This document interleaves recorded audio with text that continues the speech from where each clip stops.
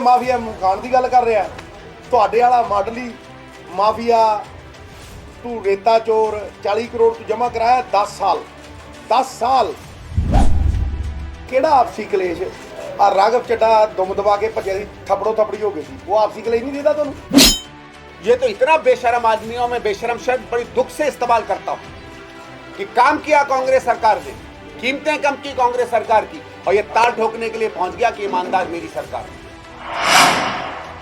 सबसे मुश्किल से एडमिशन मिलती है वो सरदार पटेल विद्यालय है, इसलिए अपने दोनों बच्चे उसमें एडमिट करवाए। दिल्ली सरकार के स्कूल में नहीं एडमिट करवाए। दिल्ली सरकार के स्कूल गरीबों के लिए हैं, पैसे वालों और आम आदमी पार्टी के कार्यकर्ता के लिए नहीं। मैं ਤੁਹਾਨੂੰ ਅੱਜ ਕਹਿ ਰਿਹਾ ਕਿ ਕਿਸੇ ਨੂੰ ਕੋਈ ਦਿੱਕਤ ਪਰੇਸ਼ਾਨੀ ਨਹੀਂ ਜੋ ਹਾਈ ਕਮਾਂਡ ਦੇ ਫੈਸਲੇ ਅਸੀਂ ਮੰਨੇ ਆ ਔਰ ਅੱਗੇ ਵਧੇ ਆ ਔਰ ਬੜੇ ਹੱਸ ਕੇ ਅਸੀਂ ਚੁਣਾਵ ਲੜ ਰਹੇ ਆ। ਚਰਨਜੀਤ ਸਿੰਘ ਚੰਨੀ ਘੱਟ ਤੋਂ ਘੱਟ ਨਹੀਂ 4 ਤੋਂ 5 ਰੈਲੀਆਂ ਕਰ ਰਹੇ ਨੇ। ਬਾਕੀ ਪੰਜਾਬ ਦੇ ਲੋਕਾਂ ਦੇ ਹੱਥ ਹੈ ਫੈਸਲਾ, ਉਹ ਕੀ ਫੈਸਲਾ ਕਰਦੇ ਨੇ ਮਹੀਨੇ ਬਾਅਦ ਪਤਾ ਲੱਗ ਜੂ। ਜਿਹੜੇ ਹਾਰਡ ਮਾਸ ਦੇ ਪੁਤਲੇ ਨਹੀਂ ਸੀ, ਸੰਸਥਾ ਸਰੂਪ ਸੀ, ਜਿਹੜੇ ਅੱਜ ਵੀ ਪ੍ਰੇਰਣਾ ਦਾ ਸਰੋਤ ਨੇ, ਉਹ ਮੈਡਮ ਸ਼ੀਲਾ ਦੀਕਸ਼ਿਤ ਜੀ ਦੇ ਸੁਪੁੱਤਰ ਨੇ ਜਿਹੜੇ ਐਮਪੀ ਰਹੇ ਨੇ 10 ਸਾਲ ਔਰ ਇੱਕ ਬਹੁਤ ਹੀ ਜ਼ਬਰਦਸਤ ਹੋਣਹਾਰ ਇੰਟੈਲੈਕਚੁਅਲ। ਇਹ ਅੱਜ ਕੁਝ ਵਿਚਾਰ ਸਾਂਝੇ ਕਰਨੇ ਚਾਹਦੇ ਆ ਤੁਹਾਡੇ ਨਾਲ ਤੇ ਮੈਂ ਮਾੜਾ ਮੋਟਾ ਸਹਿਯੋਗੀ ਪ੍ਰਕਿਰਿਆ ਜਿਨ੍ਹਾਂ ਦਾ ਹੱਥ ਵਟਾਵਾਂਗਾ। थैंक यू सिद्धू जी। मैं तो इसलिए क्या था, पिछले कुछ दिनों से जब मैं पंजाब का चुनाव देख रहा था तो एक चीज बार बार हम लोगों को दिल्ली में सुनाई पड़ रही थी, दिल्ली मॉडल दिल्ली मॉडल। तो हम लोगों को दिल्ली में तो कोई मॉडल दिखा नहीं, तो मैंने कहा पंजाब आके पता करते हैं क्या बात चल रही है। तो मैंने कहा नहीं, कम से कम यहाँ पत्रकार बंधुओं के द्वारा पंजाब की जनता से दिल्ली का किस मॉडल की बात की करते हैं आम आदमी पार्टी, इसकी हकीकत की 5 मिनट बात में जरूर करना चाहता हूँ।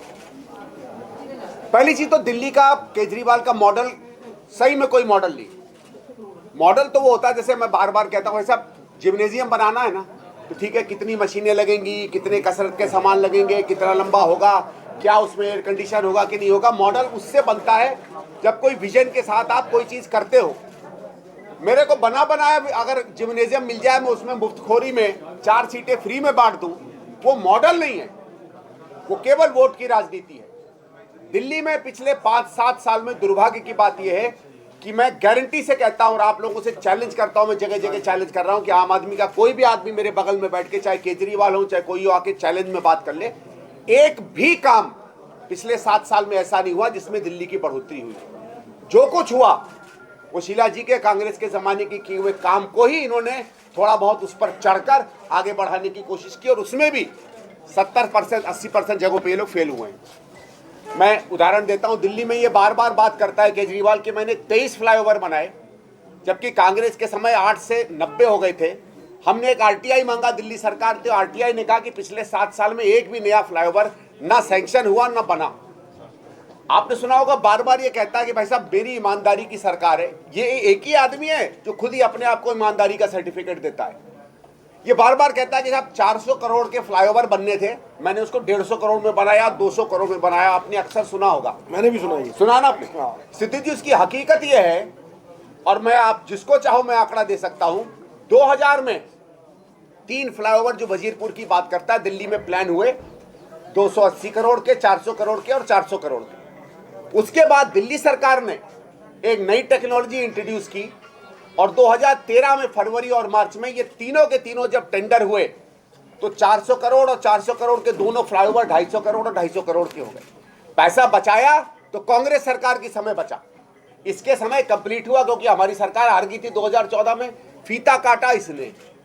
ये तो इतना बेशरम आदमियों में बेशरम शब्द बड़ी दुख से इस्तेमाल करता हूं कि काम किया कांग्रेस सरकार ने, कीमतें कम की कांग्रेस सरकार की, और ये ताल ठोकने के लिए पहुंच गया कि ईमानदार मेरी सरकार है। ये बात करता है अस्पतालों की, दिल्ली में बार बार कहता है मैंने अच्छी जो है स्वास्थ्य की व्यवस्था दी है। मैं उसकी आपको खुलासा करता हूं। हम लोगों की सरकार ने 18 अस्पताल थे, उसको 36 अस्पताल किया। 4000 बिस्तरे थे दिल्ली में, 11000 किए, और 10 अस्पताल नए छोड़ गए जो बन रहे थे। इसने पूरे के पूरे 10 अस्पताल बंद कर दिए बनने को, क्योंकि उसमें खर्चा होता है और खर्चे से, इस तरीके के काम से हमेशा वोट नहीं मिलता है। जब कोविड आया दिल्ली में तो दिल्ली में जो बुरा हाल हुआ था, ये दिल्ली वो दिल्ली है जिसमें हिंदुस्तान भर से लोग आकर इलाज कराया करते थे। दिल्ली से लोगों को भाग भाग के पूरे हिंदुस्तान में जाना पड़ा अपना इलाज कराने के लिए। इतनी दर्दनाक हालत इस दिल्ली में हो गई, और केवल इसलिए कि काश हमारे वो 10-12 नए अस्पताल बन गए होते, हमारे पास 5,000 या 6,000 और बिस्तर होते, तो सिद्धू साहब जो लोग सड़कों पे मरे हैं ना, उसमें कम से कम 50% बच जाते। अगर हमारे यहाँ ऐसा कानून होता तो इस आदमी के ऊपर हत्या का मुकदमा चलना चाहिए था, केवल इसलिए कि इसने उस काम को बंद कर दिया जो काम सही में जनता का फायदा करता है। लोग बात करते हैं इसके मोहल्ला क्लिनिक की। क्या है मोहल्ला क्लिनिक? दिल्ली में पहले डीएचएस की डिस्पेंसरी बना करती थी, और डिस्पेंसरियों का एक जाल फैल गया था दिल्ली में। लेकिन डिस्पेंसरी में खर्चा होता है, उसमें बेड लगते हैं, उसमें डॉक्टर जाता है, उसमें स्पेशलिस्ट जाते हैं, गायनोकोलॉजिस्ट जाता है। इसने उन सबको बंद करके, क्योंकि इससे पैसा नहीं मैनेज हो रहा था, अपने डॉक्टरों को 300 या 400 मोहल्ला क्लिनिक बनाए। अगर आप टोटल दिल्ली के आंकड़े देखेंगे तो पहले डिस्पेंसरियां थी 600, उसमें से 250-300 बंद करके अब डिस्पेंसरी और आम मोहल्ला क्लिनिक मिला के हैं 600। वही चीज केवल कांग्रेस का नाम हटा के अपना नाम लगाया। लेकिन मजे की बात यह है, अभी एक आरटीआई निकल के आया केजरीवाल जी के ऊपर कि केजरीवाल जी ने पिछले 7 साल में कहां कहां इलाज कराया, और उसमें आया कि उसने इलाज कराया है डीएचएसएस की डिस्पेंसरी में। खुद भी मुख्यमंत्री कभी जब बीमार हुआ सर, आम आदमी पार्टी क्लिनिक नहीं गया, कांग्रेस की बनाई हुई उसने डिस्पेंसरी में जाकर इलाज करवाया। ये तो हाल है इसकी। शिक्षा पर आते हैं, ये कहता शिक्षा में मैंने गजब का काम किया। सिद्धू साहब जब आए थे दिल्ली, सिद्धू साहब ने मुझसे कहा कि साहब ये इनका आदमी आया था हमारे यहाँ, स्कूल देख के गया, मैं भी इनके स्कूल देखना चाहता हूँ। मैंने कहा कि किसी स्कूल में घुसरे नहीं देंगे ये, क्योंकि दिल्ली के 1000 स्कूलों में केवल 100-125 ऐसे स्कूल हैं जिसको इसने ठीक किया है। 800 स्कूलों की इतनी बुरी हालत है। आप लोग प्रेस वाले हो, आप लोग दिल्ली में किसी अस्पताल में घुस के कहो कि हम फोटो देखना चाहते हैं, पंजाब में सच दिखाना चाहते हैं, आपको घुसने तक नहीं देंगे। क्योंकि ये जो स्कूलों को ठीक करने का काम था ये तो पहले से चल रहा था। कांग्रेस के समय 14,000 नए कमरे बने थे, लेकिन हमारे समय 300 नए स्कूल बने थे। इनके समय 20 या 22 इन्होंने नए कमरे पुराने स्कूलों में बनाए, लेकिन केवल 10 नए स्कूल बनाए। ये बात करता है रिजल्ट की। मैं रिजल्ट की आपको बताना चाहता हूं, 12वीं के रिजल्ट की। कांग्रेस के 15 सालों में 64% से 90% हुआ पास का परसेंटेज। इसके 7 साल में केवल 90% से 95% हुआ। वही धरा, वही स्पीड जो कांग्रेस की थी, बल्कि उसमें भी कमी आ गई। लेकिन क्योंकि हम लोगों ने अपना मॉडल नहीं बेचा, इसने अपना मॉडल बेचा, तो आज इसको झूठी वाहवाही मिलती है शिक्षा में। हम 10वीं क्लास में आते हैं सिद्धू जी, 10वीं में बच्चों को एडमिशन तो नहीं मिलती है, लेकिन 10वीं क्लास वो क्लास है जहां एक समझिए फाउंडेशन बच्चे की बनती है। दिल्ली में 32% बच्चे सरकारी स्कूलों में पास होते थे 10वीं में, जब कांग्रेस की सरकार आई थी। 2009 में जो आखिरी बोर्ड का इम्तहान हुआ है सिद्धू जी, हमारी 90% पास परसेंटेज था, 62 से 90%। फिर उसके बाद बोर्ड के इम्तहान बंद हो गए। हमारे 99% पास होते थे, लेकिन इसके फ्रॉड की तरह मैं उसको 99% नहीं कहूंगा, हम 90% तक ले गए थे। जब 3 साल पहले दोबारा बोर्ड के इम्तहान शुरू हुए तो 10वीं का परसेंटेज 68% पे गिर गया, और उसके अगले साल 71% पे गिर गया। तो यही मैं पूछना चाहता हूं कि 30% बच्चों का भविष्य ये पार्टी बर्बाद करती है। ये कहते हैं कि प्राइवेट स्कूल से बच्चे दौड़कर सरकारी स्कूलों में आते हैं। मैं आपके माध्यम से आम आदमी पार्टी से सवाल पूछता हूं कि 2014 में जब हमारी सरकार थी तो 16 लाख बच्चे पढ़ते थे दिल्ली सरकार के स्कूलों में। 7 साल में जब इसने अच्छे स्कूल कर दिए तो 16 लाख से गिर के 15 लाख पर आ गए। ये कौन सा स्कूल है भाई जिसमें बच्चे छोड़ छोड़ के जा रहे हैं? आबादी बढ़ गई, दिल्ली में लोग बढ़ गए, दिल्ली सरकार के स्कूल के बच्चे कम हो गए, और आप कहते हो लोग दौड़ दौड़ कर आ रहे हैं। और एक सवाल मैं पूछना चाहता हूं कि अगर दिल्ली सरकार के स्कूल इतने अच्छे होते कि प्राइवेट से बेहतर हैं, तो सिसोदिया साहब अपने बच्चे पढ़ा लेना दिल्ली सरकार के स्कूल। दिल्ली सरकार का सबसे, दिल्ली में प्राइवेट स्कूल जिसमें सबसे मुश्किल से एडमिशन मिलती है वो सरदार पटेल विद्यालय है। इसने अपने दोनों बच्चे उसमें एडमिट करवाए, दिल्ली सरकार के स्कूल में नहीं एडमिट करवाए। दिल्ली सरकार के स्कूल गरीबों के लिए हैं, पैसे वालों और आम आदमी पार्टी के कार्यकर्ता के लिए नहीं है। ये 2 क्षेत्र में इसलिए बचाना चाहता था क्योंकि दर्द होता है जब इसके मॉडल की ये बात करता है। ये बात करता है कि हम पंजाब की फाइनेंस की व्यवस्था ठीक करेंगे। मैं फाइनेंस के बारे में बता देता हूं। डींगे मारता है कि साहब मेरी एक ही सरकार है हिंदुस्तान में जो फायदे की सरकार है। सही बात है, फायदे की सरकार है, लेकिन वो केजरीवाल का गौरव नहीं है, केजरीवाल का पराक्रम नहीं है। 2002 में शीला जी ने सरप्लस स्टेट कर दिया। सर 2002 ने 1999 2000 से दिल्ली सरप्लस स्टेट चल रहा है। पिछले 15, 25, 20 साल से दिल्ली सरप्लस स्टेट चल रहा है। जिसको भी आंकड़े पता करने हो, मुझे मत देखिएगा, रिजर्व बैंक ऑफ इंडिया चले जाइए, उसमें हर स्टेट का आंकड़ा आता है। दिल्ली हमेशा रही है पॉजिटिव। और क्यों रही है पॉजिटिव? क्योंकि दिल्ली में खर्ची कुछ नहीं है। पंजाब में आप 15% बजट एग्रीकल्चर में खर्च करते हो, दिल्ली जीरो करती है।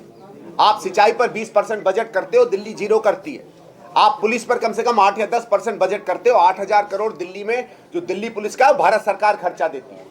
जो जब दिल्ली में कोई खर्चा ही नहीं है, उन जगहों पे खर्चा ही नहीं है जहां गरीब रहता है, जहां हमारा बेसहारा रहता है, तो फिर दिल्ली में प्रॉफिट तो होगा। लेकिन इसके बावजूद मैं आपको एक आंकड़ा देता हूं और सवाल पूछता हूं इससे कि क्या ये ईमानदारी का प्रबंधन है? हमारी सरकार जब गई थी तो भारत सरकार को हम 30,000 करोड़ का हमारा बकाया था भारत सरकार पे। जल बोर्ड में हमारे 10-15 हजार करोड़ का लॉस था और डीटीसी में 4-5 हजार करोड़ का लॉस था। यानी टोटल 50,000 करोड़ का नुकसान उस समय, जिसको आप कहते हैं ना डेट, वो 2014 में था। आज दिल्ली सरकार का डेट 1.5 लाख करोड़ हो गया है। ये बात करता है ना कि पंजाब का 3-3.5 लाख करोड़ का डेट बहुत ज्यादा है। सर, दिल्ली में 1.5 लाख करोड़ का डेट है ये। लेकिन इसने क्या किया कि इसने कंपनियों का डेट बजट से हटा दिया। इनकम टैक्स वाला जानता चोरी कैसे होती है सर नंबर की। इसने चोरी की 57-60 हजार करोड़ का नुकसान दिल्ली जल बोर्ड में है। राघव चड्डा जो यहाँ घूमते हैं ना ध्यान ठीक करने के लिए, चिकनी चमेली, उसने सर तीन गुना वहां का जो है डेट बढ़ा दिया। उससे पूछ लो 60,000 करोड़ क्या लूट लिया तुमने पिछले 7 साल में भैया वहां। और अगर आप देखेंगे सिद्धू साहब, आज सवेरे प्रशांत भूषण जी ने ट्वीट किया है कि उनके एक महाभ्रष्टाचार उन्होंने पाया दिल्ली जल बोर्ड में। जैसे ही वो लोक अदालत में गए, इनको वो सारे के सारे टेंडर कैंसिल करने पड़े। डीटीसी जो दिल्ली का चकाचौंध बसें चलती थी, उसमें आज 40,000 करोड़ का लॉस हो गया।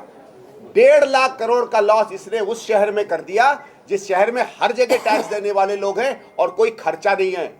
मैं केवल आपके माध्यम से पंजाब की जनता से कहता हूं, 3 लाख करोड़ के घाटे का राज कहीं इसे पकड़ा दिया तो 5 साल बाद 8 या 10 लाख करोड़ का हो जाएगा।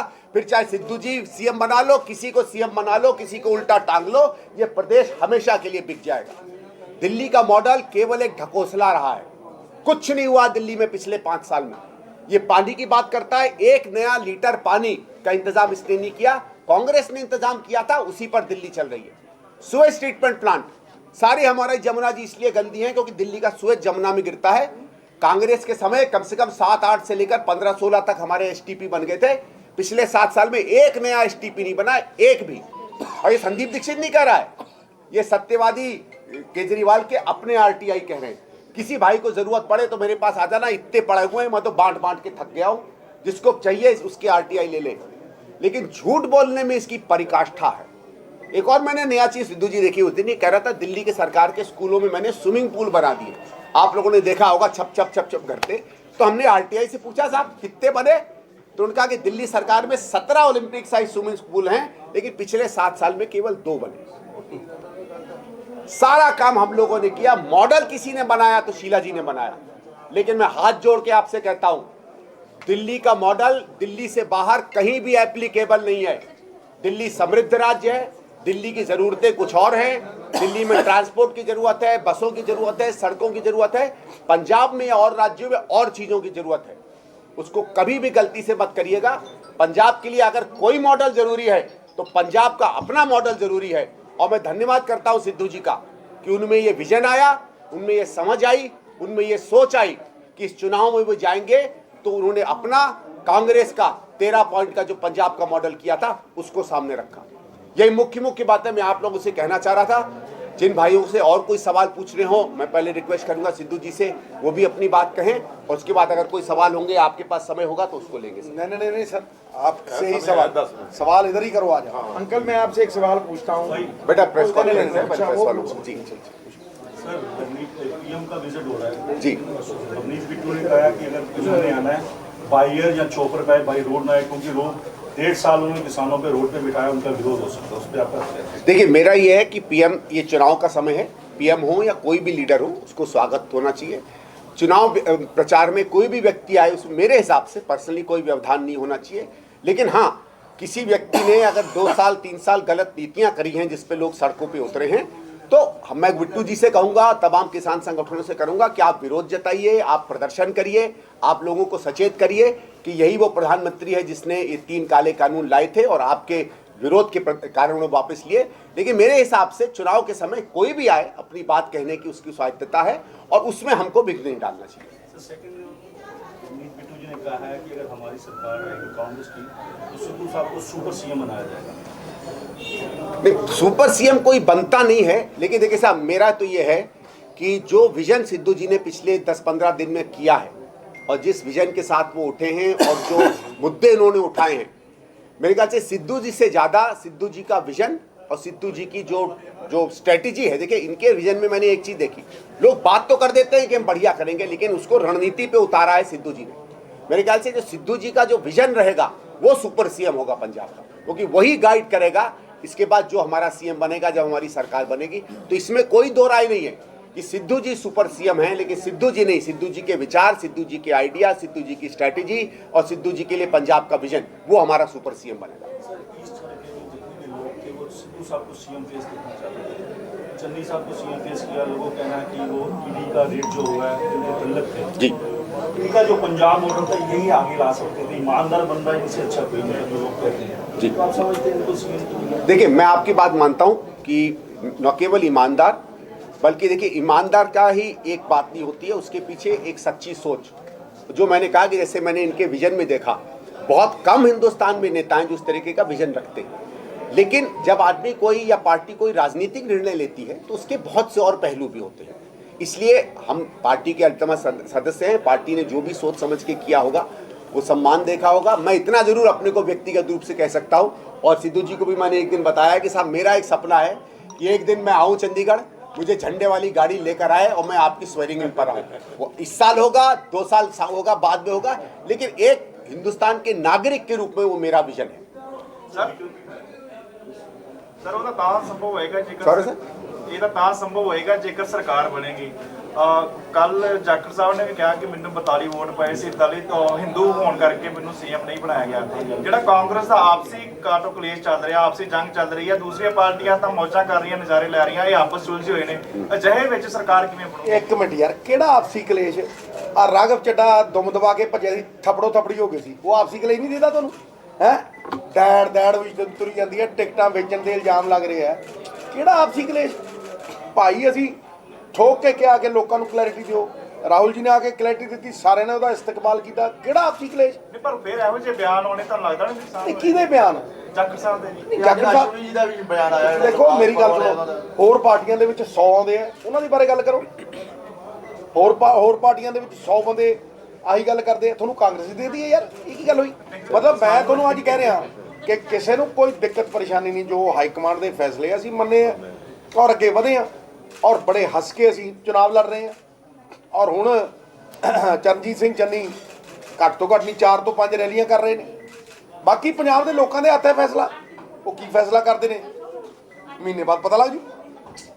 ਕੋਈ ਕਲੇਸ਼ ਨਹੀਂ ਹੈ ਕਿਸੇ ਦਾ ਵੀ। ਕੋਈ विक्रम मजीठिया का कहना है कि ये जो सिद्धू साहब का रोल मॉडल है, ਰੋਲ ਮਾਡਲ ਨਹੀਂ ਹੁੰਦਾ ਸਿੱਧੂ ਸਾਹਿਬ ਦਾ ਪੰਜਾਬ ਮਾਡਲ ਹੈ। ਤੁਹਾਡਾ ਇਹ ਹੋ ਹੀ ਨਹੀਂ ਸਕਦਾ, ਕਿਉਂਕਿ ਇਹ ਮਾਫੀਆ ਦੇ ਉਲਟਾ ਹੈ।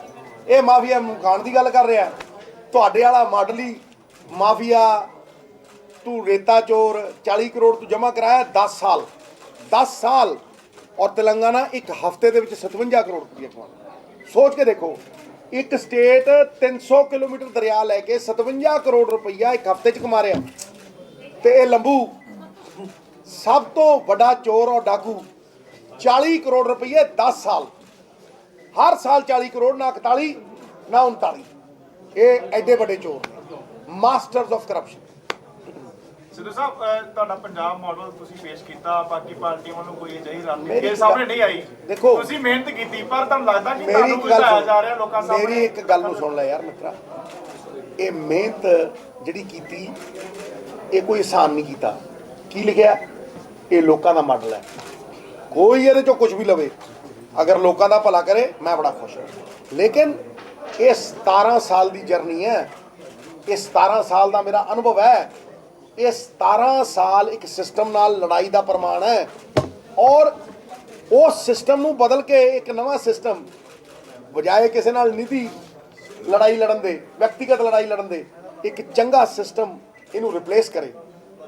ਇਸ ਜੱਦੋ ਜਹਿਦ ਨਵਜੋਤ ਸਿੰਘ ਸਿੱਧੂ ਲੱਗਿਆ ਰਿਹਾ ਔਰ ਇਸ 17 ਸਾਲ ਦਾ ਅਨੁਭਵ ਪੰਜਾਬ ਮਾਡਲ ਦੇ ਰੂਪ ਦੇ ਵਿੱਚ ਅੱਜ ਲੋਕਾਂ ਦੇ ਸਾਹਮਣੇ ਰੱਖ ਦਿੱਤਾ ਤਰਕ ਦੇ ਨਾਲ, ਔਰ ਇਹ ਦੱਸਿਆ ਕਿ ਪੰਜਾਬ ਦੀ ਲਾਅ ਐਂਡ ਆਰਡਰ ਨੂੰ ਛੱਡ ਕੇ ਸਭ ਤੋਂ ਵੱਡੀ ਸਮੱਸਿਆ ਇਨਕਮ ਹੈ, ਔਰ ਉਹ ਇਨਕਮ ਕਿੱਥੋਂ ਜਨਰੇਟ ਹੋ ਸਕਦੀ ਹੈ, ਕਿਸ ਤਰ੍ਹਾਂ ਜਨਰੇਟ ਹੋ ਸਕਦੀ ਹੈ, ਔਰ ਉਸ ਇਨਕਮ ਨਾਲ ਲੋਕਾਂ ਦਾ ਭਲਾ ਕਿਵੇਂ ਹੋ ਸਕਦਾ, ਔਰ ਪੰਜਾਬ ਨੂੰ ਕਲਿਆਣਕਾਰੀ ਸਟੇਟ, वेलफेयर स्टेट किस तरह बनाएगा। सर आपकी बेटी से जब पूछा गया सीएम के नवजोत सिंह सिद्धू यार उन्होंने कहा वे ईमानदार बंदे हैं। देखो लॉन्ग टर्म के लिए मेरी एक गल सुन यार, मेरी बेटी कैंपेन कर रही है अपने बाप ਲਈ ਤੇ ਇੱਥੇ ਮਾਂ-ਬਾਪ ਦਾ ਕੋਈ ਸਰੋਕਾਰ ਨਹੀਂ ਹੈ, ਇੱਥੇ ਪੰਜਾਬ ਹੈ, ਪੰਜਾਬ ਦੇ ਲੋਕ ਨਿਰਣਾ ਕਰਨਗੇ। ਮੇਰੀ ਬੇਟੀ ਨੂੰ ਬਾਹਰ ਰੱਖ, ਮੇਰੀ ਬੇਟੀ ਭਾਵਨਾ ਦੇ ਨਾਲ ਆਪਣੇ ਪਿਓ ਦੇ ਲਈ ਆਈ ਹੈ, ਲੇਕਿਨ ਮੈਂ ਪੰਜਾਬ ਦੇ ਲਈ ਆਇਆ ਔਰ ਮੈਂ ਪੰਜਾਬ ਦੀ ਗੱਲ ਕਰਦਾ, ਪੰਜਾਬ ਦੇ ਲੋਕ ਫੈਸਲਾ ਕਰਨਗੇ। ਮੇਰੀ ਬੇਟੀ ਬਾਹਰ ਰੱਖ।